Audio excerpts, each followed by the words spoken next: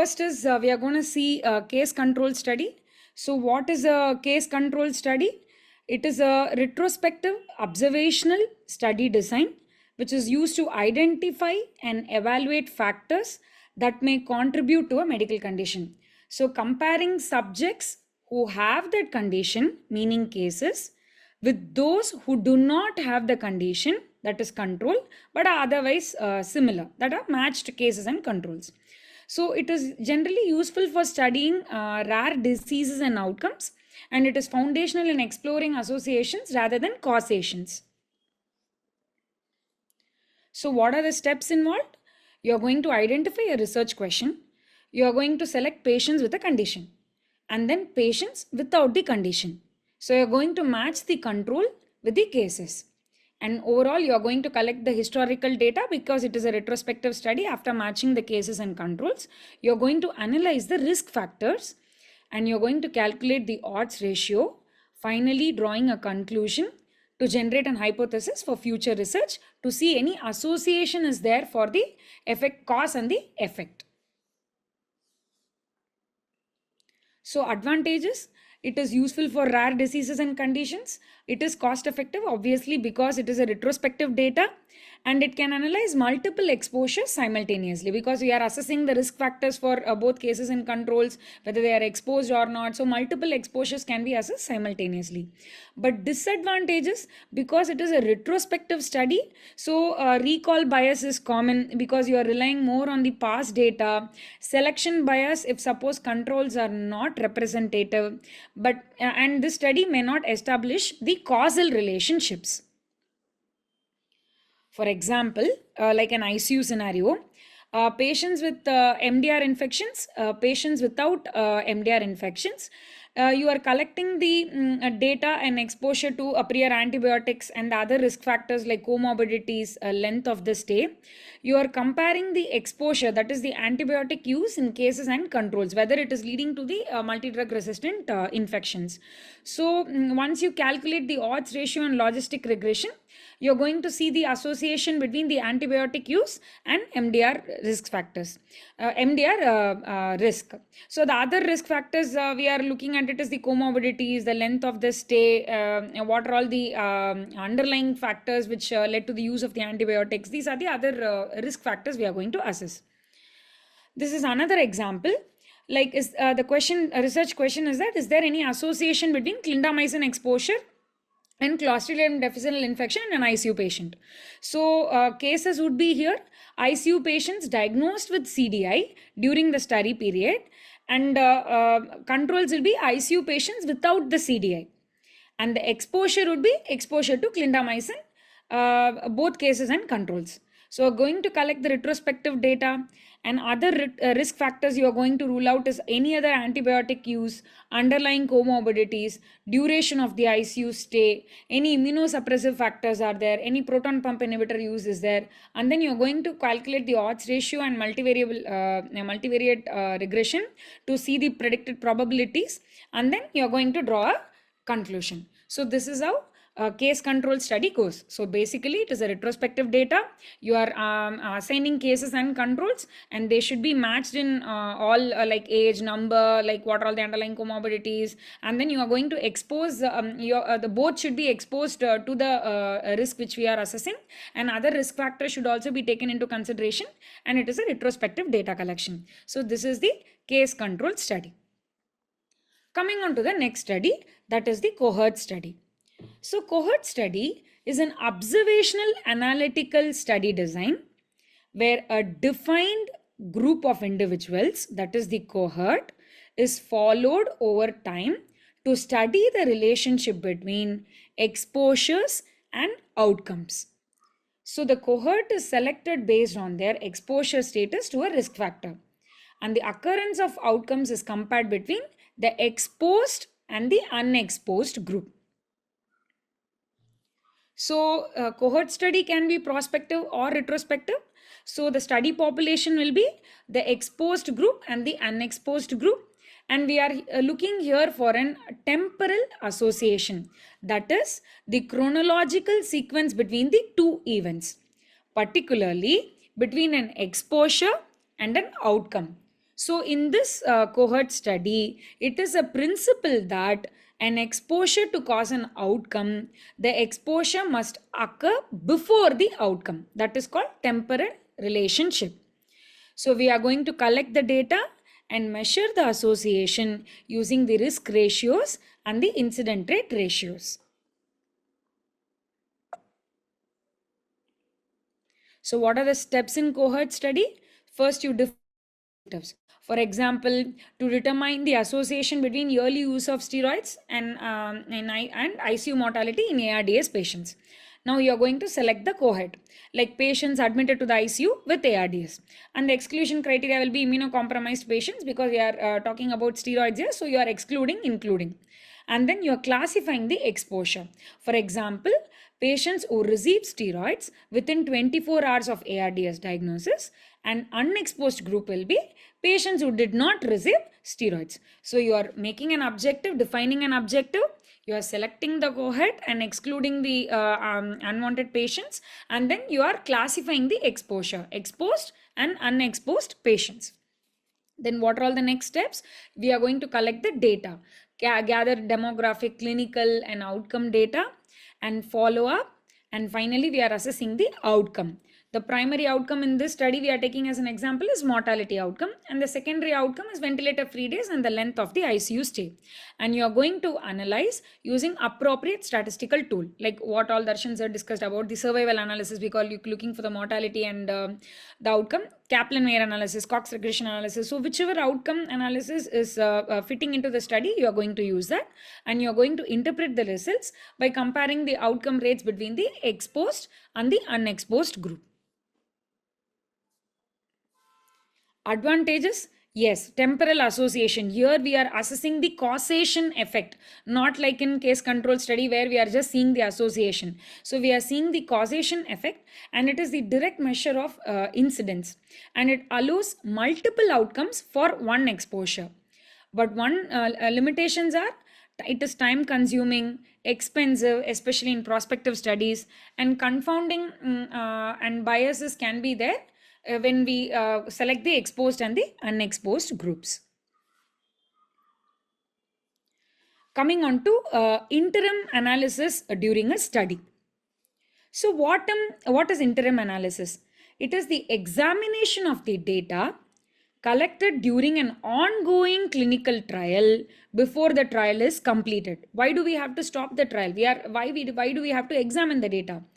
It is conducted at predefined points to assess efficacy, safety, and other outcomes with the intent of making adjustments or decisions regarding the continuation of the trial.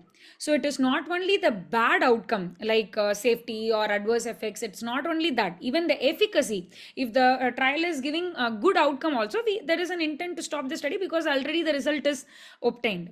So it is basically the examination of the data during an ongoing clinical trial at a predefined point to assess efficacy, safety, or any other outcome, intent to make adjustments, decisions regarding the continuation of the trial.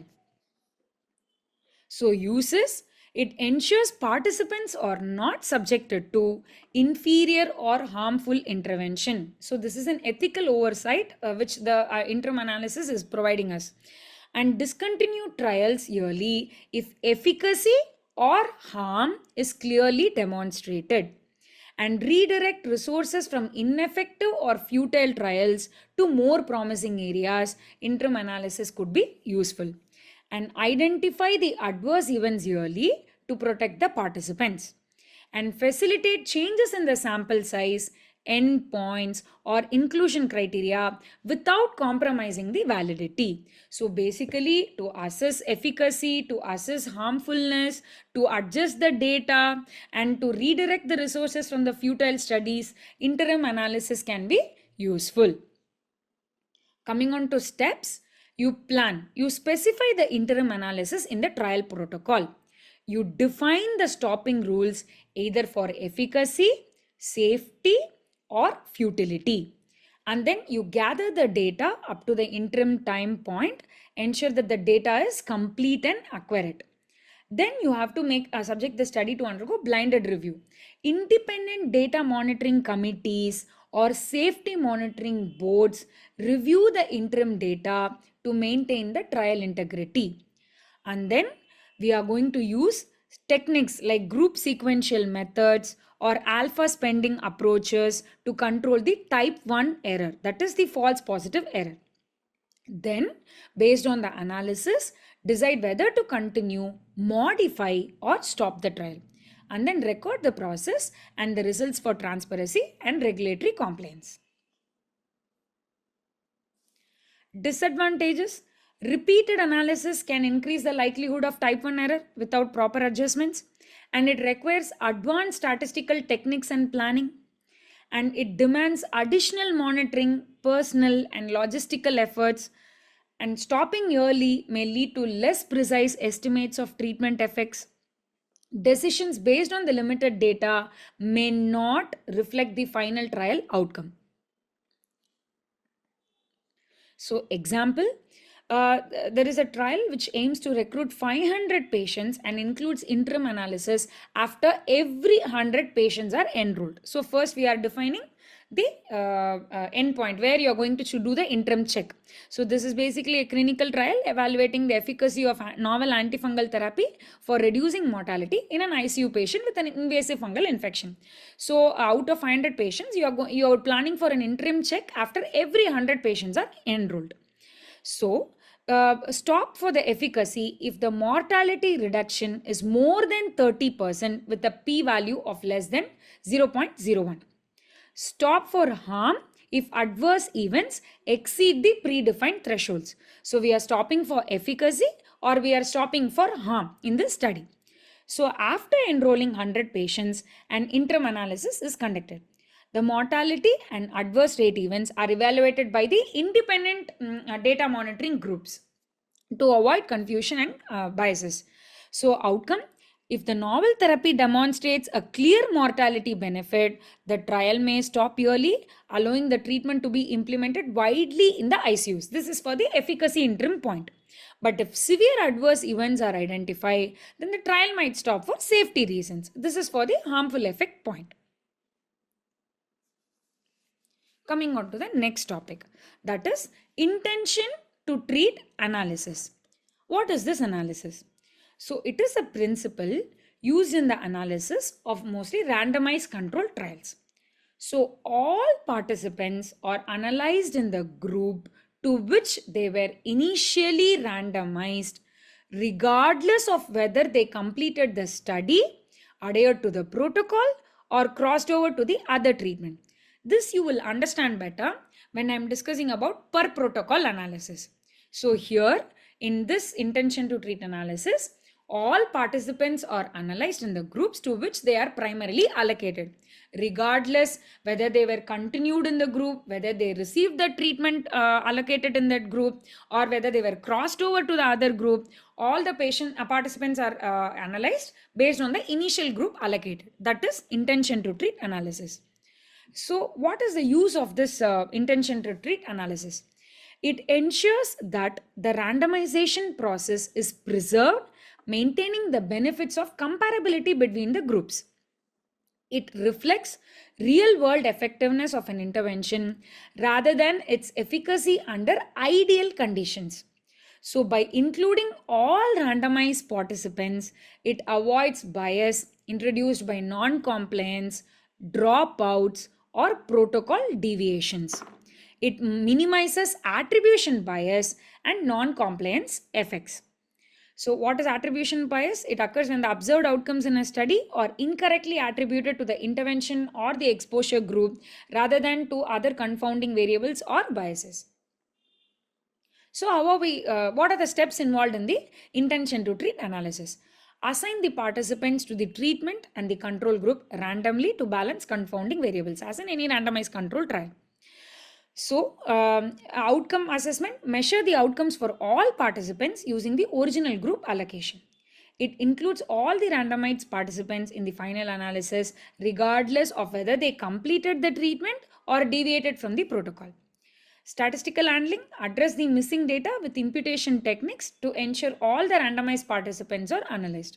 So the conclusion is all randomized participants are analyzed who are allocated to a particular group, whether they have gone out or received the treatment or crossed over, whatever happened, you are involving all the participants in the allocated group. So advantages. Unbiased estimates reflects the true effectiveness of the interventions in the real world settings. It prevents bias by maintaining the baseline balance across the groups. It demonstrates how an intervention performs when complaints may vary. It is accepted as a standard method for RCT analysis by regulatory authorities. Disadvantages: dilution of effects like non-adherence, crossovers can lead to underestimating the treatment effect. Data complexity: handling missing or an incomplete data may complicate analysis. Challenges: it may not fully capture the efficacy of an intervention under ideal conditions. So limitations: excessive non-compliance can obscure the true efficacy of an intervention, and imputation methods might introduce bias if assumptions are incorrect. Imputation methods are nothing but some of the statistical techniques which are used to estimate and replace the missing data in a data set. So example, so a randomized control trial is conducted in an ICU to compare two strategies for ventilator associated pneumonia, that is chlorhexidine mouthwash twice daily or a standard oral hygiene care, which is group A and group B respectively. Now, some patients in group A may miss the scheduled mouthwash applications due to critical illness or sedation. And in group B, a few patients might inadvertently receive chlorhexidine. So how are we going to do this ITT analysis here? Analyze the outcomes for all participants in their originally assigned groups, regardless of whether they received the intended treatment. Measure the VAP incidence for both groups after the intervention period. Even if deviation occurs, analyze the participants by initial assignment groups, preserves the randomization's prognostic balance. So in this case, accounts for the interruptions in the care commonly seen in ICU settings like sedations, acute deteriorations, as in the real world scenario. And it minimizes the bias. It prevents the overestimation of chlorhexidine's efficacy due to selective adherence. Disadvantages: patient who did not adhere to the protocol might mask the true benefit of chlorhexidine, and the ITT analysis may undervalue the impact of perfect compliance in ICU settings. Now let us see the per protocol analysis. What is per protocol analysis? It is a statistical method used in clinical trials that includes only those patients who strictly adhere to the study protocol. It evaluates the efficacy of an intervention under ideal conditions. So per protocol analysis exclude the patients who had deviated from the study protocol, like dropped out, crossed over, or did not receive the allocated intervention. So it mainly focuses on determining the pure effect of the treatment, which is just opposite to the intention to treat analysis. So advantages: it demonstrates the true efficacy of an intervention. It avoids the bias caused by non-compliance. It helps in understanding the outcomes under ideal conditions. Disadvantages: it may reduce the sample size, may leading to lower statistical power, may not reflect the real world scenarios, and the risk of selection bias if exclusions are not well justified. So what are the steps involved? You are going to randomize the patient. You are going to identify and enroll the patient as per the protocol. Implement the intervention according to the study guideline. Exclude the data of the patients who violated the protocol, and then you are going to perform the statistical analysis and give an outcome. So for example, a randomized control trial evaluating a new ventilator weaning protocol may use per protocol analysis to include only those patients who followed the weaning steps precisely. So this shows us, this is a Kaplan-Meier graph showing x-axis with the time and y-axis with the outcome measure, that is the survival probability. And the blue line is the one which shows survival probabilities for the patients who strictly adhere to the weaning protocol. And orange line is the one which included all randomized patients regardless of their adherence, that is the intention to treat group. So the per protocol group and the intention to treat group have similar survival curves throughout the observation period. So this graph suggests there is no significant difference between the two groups in the survival probability over time. So this is basically according to this example. But I guess you understand that intention to treat is including all the participants who are allocated in the group, whereas the per protocol includes only the patients who have not deviated from the protocol. So here the per protocol group generally shows higher survival probabilities over the time, as it excludes the non-compliant or the non-adherent cases. So it just includes patients who had intervention, who had that particular protocol adherence, and then the outcome. The intention to treat group reflects the real world application, including the protocol deviations, and typically has a lower survival probabilities. So this is a table showing us what is intention to treat analysis, per protocol analysis, and there is also another analysis called as treated analysis. So intention to treat includes all participants. Per protocol, it includes only who had been strictly adhering to the protocol. And as treated analysis analyzes the participants based on the treatment they actually received.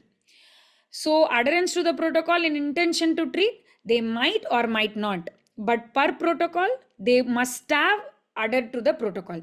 And as treated, it includes participants who switch treatments or deviate from the protocol. Group allocation based on the initial randomization group. But per protocol, it is based on the protocol followed by the participants. In as treated group, it is reallocated based on the treatment received, not the randomization group.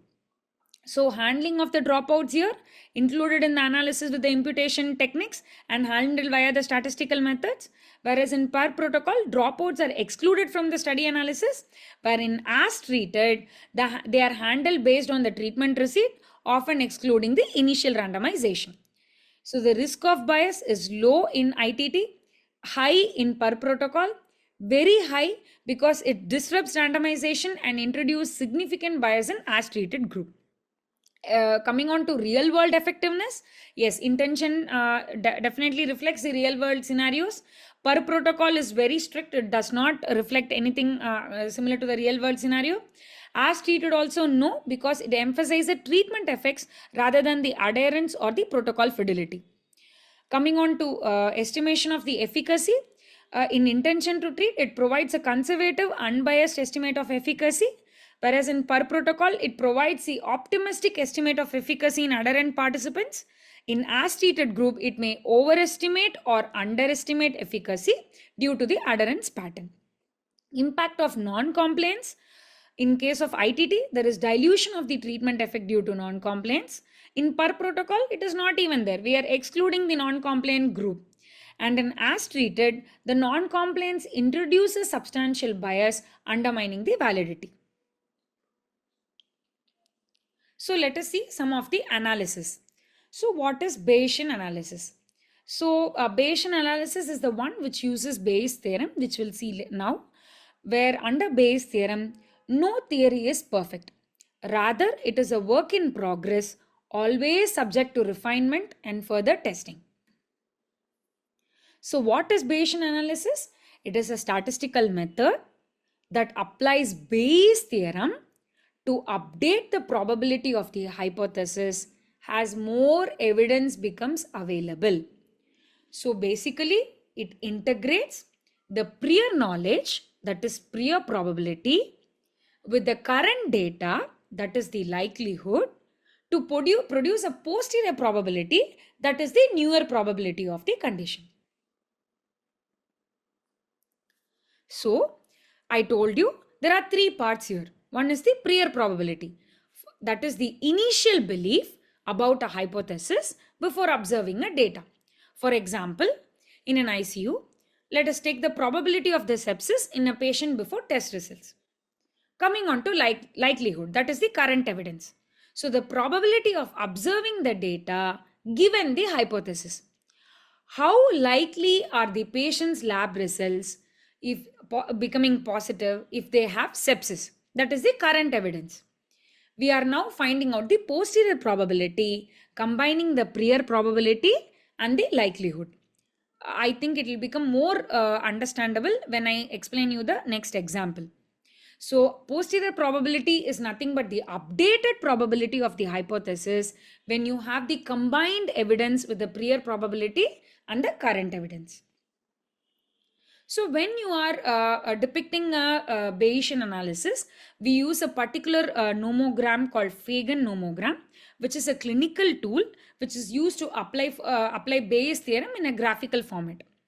So it is basically to estimate the probability of the disease based on a diagnostic test results or based on a clinical feature. So based on the probability of having the disease with so and so clinical feature or a positive lab results with the prior probability data and the current evidence data.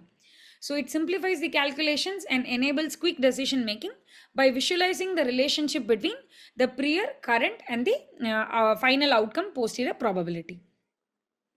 So what is the formula we use in Bayes theorem?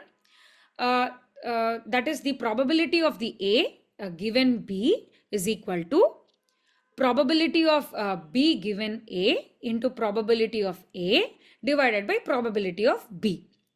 That is, that probability of A given B is the probability of observing A if the B is true, which is the new posterior belief. And the right hand side, the probability of B given A is the probability of observing B if A is true, which is the likelihood or the current evidence. And the probability of the A is the prior evidence or the prior data. And probability of B is the marginal and the probability of collecting this data under all possible hypotheses. So steps in Bayesian analysis: you identify a possible outcome or a condition, you define a hypothesis, and then you establish the prior probabilities using the existing knowledge or the literature or the historical data. And then you collect data by obtaining evidence, for example, clinical signs or a lab test.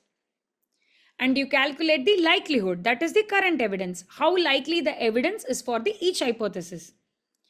And then you update to the posterior probability using the Bayes theorem to revise the probabilities matching the prior probability and the current evidence. So you are creating a new posterior probability data. So advantages: flexibility, it can incorporate the prior knowledge and the updated evidence and then create a new data. It handles uncertainty, especially useful in a situation with the incomplete or a noisy data. It can continuously update the predictions as new data becomes available, and it tailors decision to individual patient characteristics. But what are all the disadvantages? The posterior probabilities can be misunderstood without proper training. The choice of prior probability can influence the results. The results are sensitive to the quality of the data. And computational complexities. It requires advanced statistical tools or complex models when you are updating the prior probability data with the newer data. So the posterior probability is the one which gives us the updated belief about a condition. So a higher posterior probability suggests a stronger evidence supporting the hypothesis. And monitoring how the posterior probabilities evolve can guide dynamic decision making, especially in an ICU scenario. So let us see an example. So now here the Bayesian analysis is applied to estimate the probability of the ventilator associated pneumonia in a patient based on prior knowledge and clinical evidence. So prior knowledge is the one, like you are going to say, what is the incidence of VAP in an ICU? What is clinical evidence? For example, if the patient is having fever, increased purulent secretions after intubation, and new chest X-ray finding and having a VAP probability. That is the likelihood distribution. And what is the posterior distribution? Having the prior data of VAP incidence and having the clinical signs, whether with the clinical signs VAP is positive or not, we are creating a posterior probability. So, I know the formula could be very confusing, where here probability of patient having a VAP given the observed data, that is the positive fever clinical signs, is on the left hand side. That is the new posterior probability we are looking for. So what is the right hand side formula? It is the probability of data given the VAP, that is the probability of observing fever, increased secretions if patient is truly having a VAP, that is the likelihood, and the probability of baseline VAP, probability of VAP occurring in a mechanically ventilated patient, that is the prior probability, that forms the numerator. Denominator will be the total probability, that is probability of data given no VAP, that is probability of observing if the patient is having the clinical signs and does not have VAP, that is the false positive rate, and then the probability of no VAP plus combination of probabilities, both VAP and no VAP, that is the denominator. So you start with the pretest probability, that is a probability of VAP in a ICU, that in a mechanical ventilated patient, that is 20%. And then the patient having VAP when the clinical signs are positive is around 60%. That is based on the current evidence. And then you are ruling out the false positive rate, that is 1 minus specificity based on the prior probability, that is 20%. So applying the Bayes formula, numerator and getting the denominator, we are getting a new posterior probability, that is 43%. So what does it define with the Fagan nomogram? So the prior distribution line represents the baseline probability of the VAP in a patient, that is 20%. Then comes the likelihood distribution, which is the orange line, which reflects how the clinical evidence aligns with the VAP. So this distribution shifts probabilities based on the new evidence. You can see that the prior probability is shifted based on the new evidence. So what is the posterior probability distribution, which is the green line, which combines the prior and the likelihood evidence. After incorporating both with the formula, we are getting a new probability, that is around 43%. So interpretation, before considering the evidence, the chance of VAP was only 20%. And after observing the prior data and the current data, the posterior probability rose up to 43%. So probability of 43% may justify starting empirical antibiotic and performing further diagnostic testing like BAL to confirm the diagnosis. And as additional evidence becomes available, Bayesian analysis can further refine the probability. Coming on to next analysis, that is forest plot, which has been asked. Even Bayesian analysis has been asked before. Even forest plot has been asked before. So what is forest plot, which is also called as blobogram, which is nothing but a graphical representation of the results of individual studies included in the meta-analysis. Basically, it is used for meta-analysis when multiple studies are involved. The results of the studies included in the meta-analysis is depicted using a forest plot or a blobogram. So the diagram that displays the point estimates and the confidence intervals of the individual studies and the overall effect size in a meta-analysis. So what are all the point estimates we are talking about? Risk ratio, odds ratio of each study along with the overall pooled effect size and the confidence intervals is being depicted of individual studies in the forest plot of a meta-analysis. So let us see the parts of the meta-analysis. Here, the squares represent the effect estimate of the individual studies. Horizontal lines indicate the confidence interval. The dimensions of the square reflects the weight of the study. And the diamond represent the summary point estimate, which is usually represented with the diamond at the bottom of the graph with the horizontal extremities indicating the confidence interval.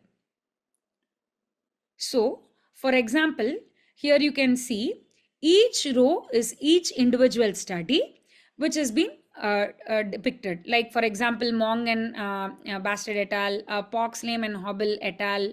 So each horizontal row is an individual study. And then comes the effect size, that's the odds ratio. So the odds ratio is used to measure the effect of the experimental intervention compared to the control.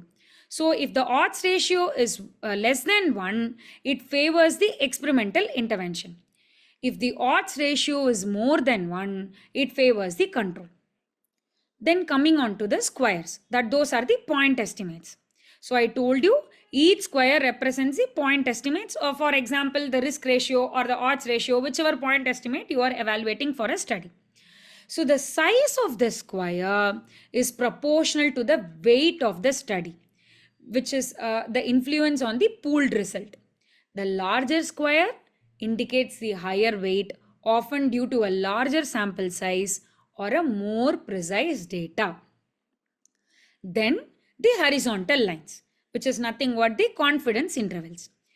For example, represents the 95% confidence interval for each study.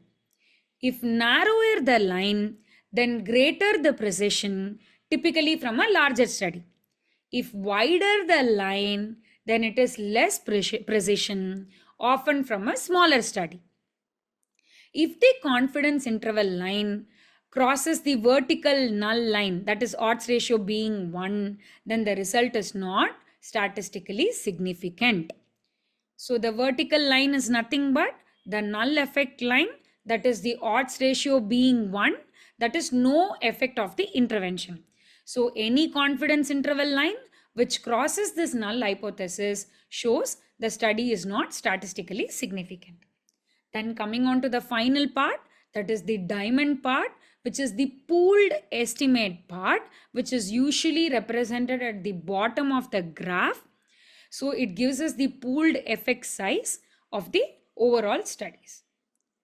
So line indicates the confidence interval, square indicates the weight of the study, diamond indicates the pooled effect size, and the vertical line is the one which is the null line where the odds ratio is 1, the null hypothesis, that is the intervention has no effect, and any confidence interval crossing this null effect line is statistically not significant, and any confidence interval lying less than 1 shows it is a statistically significant data. So coming on to uses, of course, it is used only in meta-analysis to summarize the results of multiple studies. Heterogeneity assessment, it highlights the variability in study outcomes. So as I told you, the weight of the square tells us like how strong is the study, how much is the sample size, how much is the precision. So all that it depicts with the size of the square. So highlights the variability in the study outcomes. And you can also see the confidence interval window, like whether it is short, whether it's wide, whether it's crossing the null hypothesis line. So it gives us the variability among various studies, and it visualizes the direction and the magnitude of the effect sizes, and it evaluates consistency and the reliability of the evidence. So advantages, it makes the complex meta-analysis data makes us easy to interpret one with like 4-5 rows and with 4-5 lines and only the standard squares and standard diamonds. We can easily tell whether the study is statistically significant or not. It also allows us to compare different studies. So individual row is individual study. We can compare which study was statistically significant or not. It summarizes the pooled effect size also from the overall study, which will allow us to draw an outcome analysis. And it can accommodate different types of data like continuous data, dichomatous data with the visual representation. But the disadvantages are over reliance on aggregated data. It is limited by the quality of the included studies. And then here also heterogeneity issues happen where it can be misleading if there is significant heterogeneity. Like if the studies don't match, then the whatever data we are deriving may not be like valuable at all. And it makes the representation more simplistic. It may oversimplify the complex relationship among the factors. And the errors in modeling can distort the results. So what are all the steps to create a forest plot? You're going to gather data like with a meta-analysis, whichever studies you want to compare with a meta-analysis, and you're going to assess the effect sizes, the confidence interval for each study, and how what are the study weights. And then you're going to plot individual studies.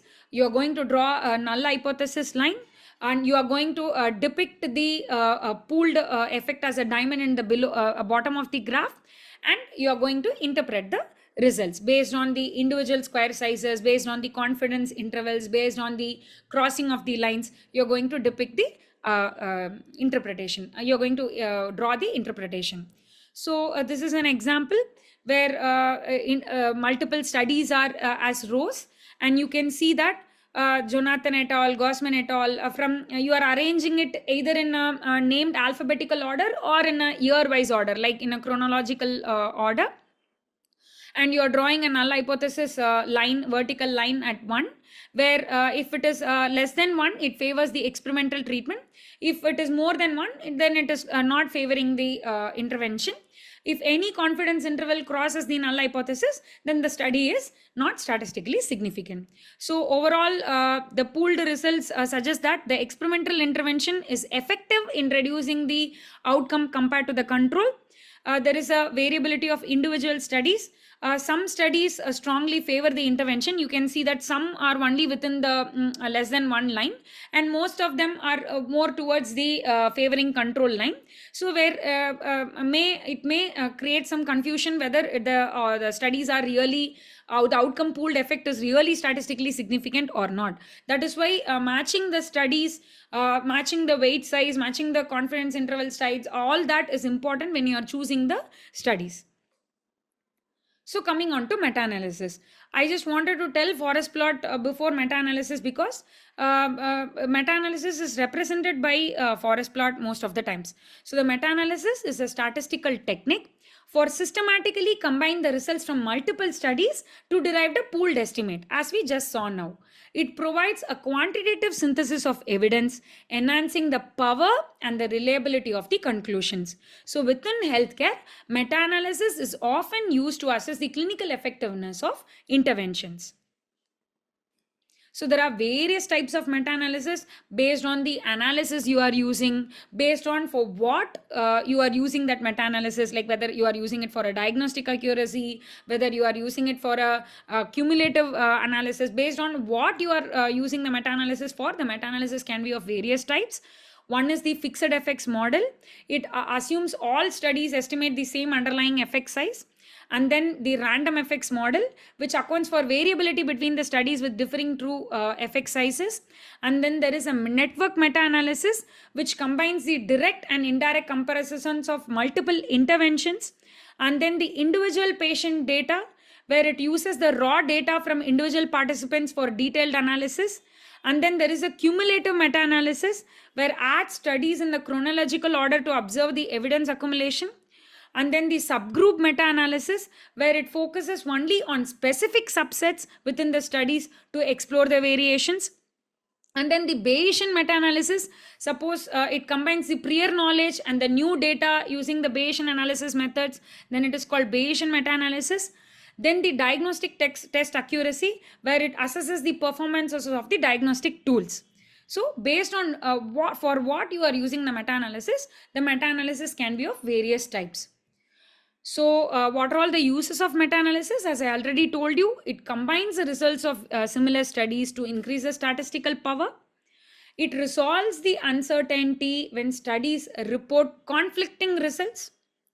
It identifies the patterns, relationships, or trends across the studies. And it is mainly used for forming clinical guidelines and healthcare policy, because it compares various studies at a time and gives a pooled estimate effect. But disadvantages: vulnerable to biases included in the included studies. The results may be influenced by publication bias, and the heterogeneity among the studies can complicate the interpretation, and it relies on the quality and the availability of the published data. So what are all the steps? You define the research question and inclusion criteria. You conduct a comprehensive literature search, and you extract the data from the published studies, and you assess the quality, and then you perform the statistical analysis, you plot them, and then interpret the pooled effect size. So how are we going to interpret? As I already told you, We are going to use forest plots, which may display the effect sizes and the confidence intervals for the individual studies and the pooled estimate. And what are all the key elements we are going to plot? As we just discussed, whether it is effect size, it could be risk ratio, odds ratio, based on what you want to assess, and the confidence interval, which indicates the precision of the estimate, and the heterogeneity, where it quantifies the variability between the studies. Example, I2 statistic. So this completes our topic, and we just wanted to inform you that as a part of top and 360-degree critical care, there is I don't think this has ever been done. Like, it is a national mock exam for a DRNB exit exam, especially for the students who are going for exams in January, where it is like it is going to mimic the real exam scenario, where we'll have 10 questions, 100 marks, 3 hours duration, and you will have a live debrief session after exam. And the exam is going to get conducted on December 2022, December 22, 2024, between 10 p.m. to 1 p.m. And the debrief will start between 4 p.m. onwards. So this is mainly for the exam going students on Jan 2025 session. I would request all of you to attend, and the registration is free, but you have to definitely register to get the questions and do the mock. Please register, and it will be really useful for a real-time scenario, the speed of writing, the content of writing, it will definitely be useful. So December 22, between 10 to 1 p.m., you have this national mock exam. Please register, then only you will be allowed for the examination. So thank you. I hope this statistical session was helpful for you.